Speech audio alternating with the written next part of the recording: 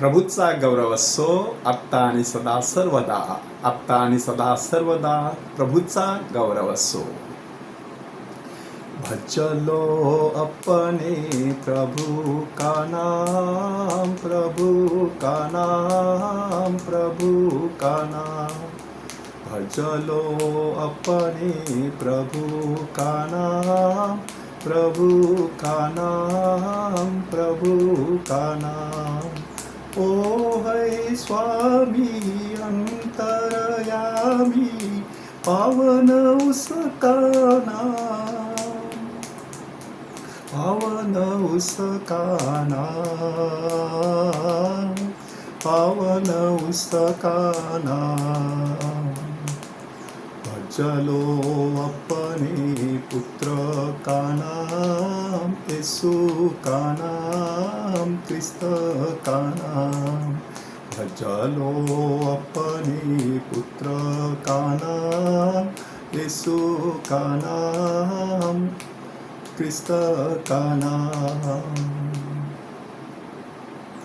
कालच आपण पवित्र त्रैक्याचा सोहळा साजरा केला. हा पवित्र त्रैक्यातील दुसरी व्यक्ती म्हणजे प्रभू येशू ख्रिस्त. त्या प्रभू येशू ख्रिस्ताला परमेश्वराने ह्या पृथ्वी तलावरती पाठवलं जगाचं तारण करण्यासाठी.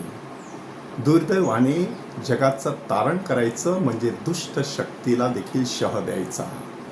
त्या दुष्ट शक्तीची पाठराखण करणारी जी मंडळी ह्या जगामध्ये असते त्या सगळ्यांना सामोरं जायचं आणि त्याविषयी नक्की इतिहासामध्ये काय काय घडलेलं आहे ते प्रभू येशू ख्रिस्ताने एका दाखल्याच्या रूपाने आज आपल्यासमोर सादर केलेलं आहे. त्या दाखल्यानुसार प्रभू येशू ख्रिस्त सांगत आहे की परमेश्वराने सुंदर अशी योजना आखली. त्या योजनेसाठी वापरण्यात आलेलं प्रतीक आहे द्राक्षमळा.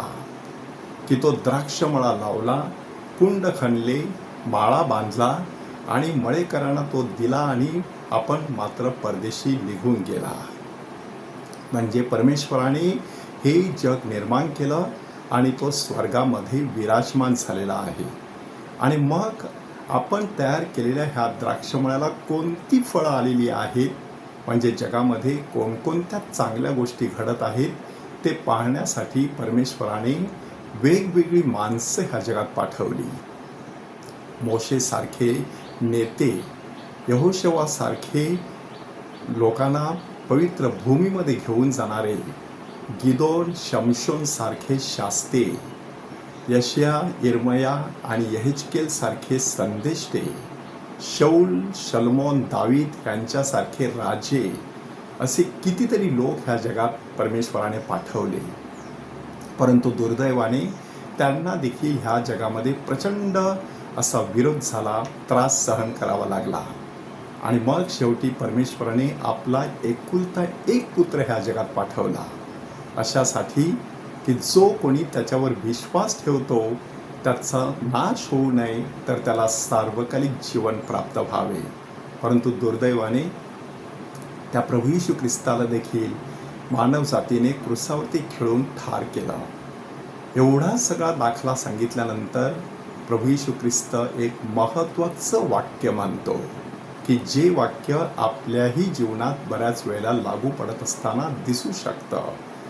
बांधणाऱ्याने नापसंत केलेला दगड कोनशिला झाला. आणि ही माणसाची करणी नाही, तर हे परमेश्वराच्या करणीने झालेलं आहे. मुळात हे वाक्य स्तोत्रसेविता अध्याय 118 मधलं आहे आणि त्याची पार्श्वभूमी इस्रायली लोकांशी संबंधित आहे. की इस्रायली लोकांवरती हल्ले झाले. सुरुवातीला इजिप्तमध्ये त्यांना वेळ कंठावा लागला. त्यानंतर त्यांच्यावरती बाबिलॉन आणि मग पर्शिया, त्यानंतर ग्रीस आणि मग शेवटी रोमन्स, अशा सगळ्यांचे हल्ले होत राहिले. तरीसुद्धा परमेश्वराने निवडलेली जनता मात्र नष्ट झाली नाही, तर संपूर्ण जगाचा प्रकाश बनावी, परराष्ट्रीयांचा प्रकाश बनावी, अशा प्रकारे ह्या जगात झळकत राहिली. प्रभू येशू ख्रिस्त चित्रात आल्यानंतर हेच प्रतीक त्याला लागू करण्यात आलं की लोकांनी जरी नाकारलेला असला तरी आज परमेश्वराच्या उजवीकडे विराजमान होऊन संपूर्ण विश्वाचा सम्राट म्हणून तो आपलं राज्य गाजवीत आहे. बांधणाऱ्यांनी नापसंत केलेला दगड कोनशिला झालेला आहे.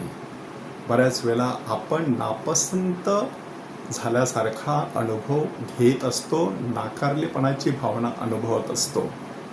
मात्र अशातूनच सुपरमॅन येण्याची शक्यता असते की ती नाकारलेपणाची भावना झिडकारून आपल्यामधील असलेला ईश्वरी अंश अधिक प्रफुल्लित करून ह्या जगामध्ये प्रकाश पसरविण्याचं कार्य आत्तापर्यंत बऱ्याच लोकांनी केलेलं आहे.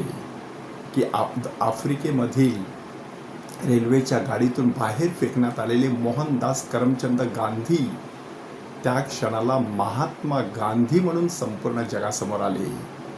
हातावरती थुंकण्यात आलेली संत मदर तेरेसा आज कितीतरी लोकांच्या मुखामध्ये त्याच हाताने आपला घास भरवत आहे. आपल्या जीवनामध्ये अशी भावना जेव्हा निर्माण होईल तेव्हा विसरायचं नसतं की परमेश्वर जर आपल्या बरोबर असेल तर आपल्या विरुद्ध कोणीही असलं तरी आपलं काहीही वाईट होऊ शकत नाही. मात्र आपण परमेश्वराच्या बरोबर आहोत किंवा नाहीत ते तपासणं गरजेचं आहे. ती कृपा परमेश्वराकडे मागूया. प्रभूचा गौरव असो आत्ता आणि सदा सर्वदा. आत्ता आणि सदा सर्वदा प्रभूचा गौरव असो.